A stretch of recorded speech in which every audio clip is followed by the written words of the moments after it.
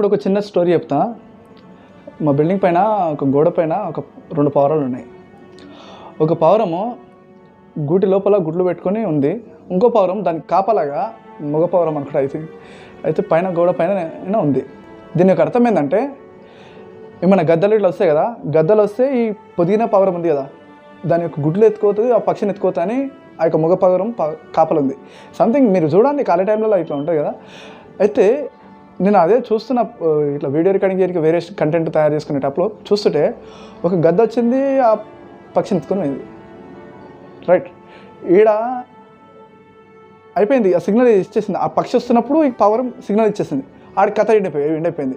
దీని యొక్క మీనింగ్ ఏంటంటే, దాని యొక్క ప్రాణాన్ని భయంగా పెట్టి కూడా ఆ యొక్క పిల్లలు వస్తున్నాయి చూడండి, గుడ్లు, ఆ పిల్లలు అయితే రావో తెలియదు, కానీ పిల్లలు వస్తాయని ఒక నమ్మకం, ఆ యొక్క లేడీకి పావురం మీద ఒక నమ్మకం అన్నట్టు. ప్రాణం వెళ్ళిపోయింది, ఇదేమో సేఫ్గా ఉంది.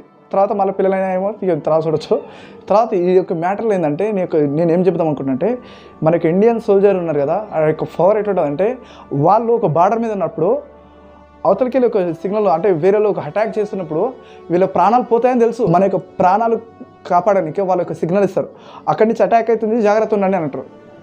వాళ్ళు వెళ్ళిపోతారు, అంతే, వాళ్ళ ప్రాణాలు వెళ్ళిపోతాయి అవుట్. బట్ ఏంటంటే, వాళ్ళ ప్రాణాలు పోయినా సరే మన యొక్క ఇండియన్ పర్సన్స్ ఏదో చేస్తారని ఒక నమ్మకం, వాళ్ళు హ్యాపీగా సేఫ్ అవుతారని ఒక నమ్మకం. చూడండి ఎన్ని ప్రాణాలు పోయినాయి. మొన్న 42 మంది అని, 82 మంది అని లిస్టులు చూస్తే కళ్ళు దిమ్మ తిరుగుతాయి. వాళ్ళు చస్తారని తెలుసు, వాళ్ళు ఉండరని తెలుసు. వాళ్ళు ఆల్రెడీ ఆర్మీకి వెళ్ళేటప్పుడే వాళ్ళు రాస్తారన్నట్లు, నేను చచ్చిపోయినా నా కుటుంబానికి సంబంధం లేదు, నేను దేశ రక్షణ కోసమే నేను చనిపోతున్నా అని. అంటే మ్యాటర్ ఏంటంటే, నా దేశాన్ని నేను రక్షించుకోనికే నా ప్రాణాన్ని బలంగా పెడుతున్నా అని అర్థం.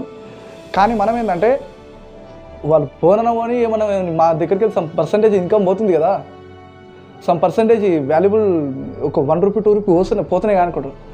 వాళ్ళ ప్రాణాలు పోతున్నాయి కదా. అసలు మీ ప్రాణం గురించి చూడండి, ఎవరైనా ఇట్లా ఏమి రాని ఒక మాట మాట్లాడితేనే భైరీ ఇస్తారు, ఎవరైనా తిట్టానుకో మామూలు కత్తి లేపుతారు.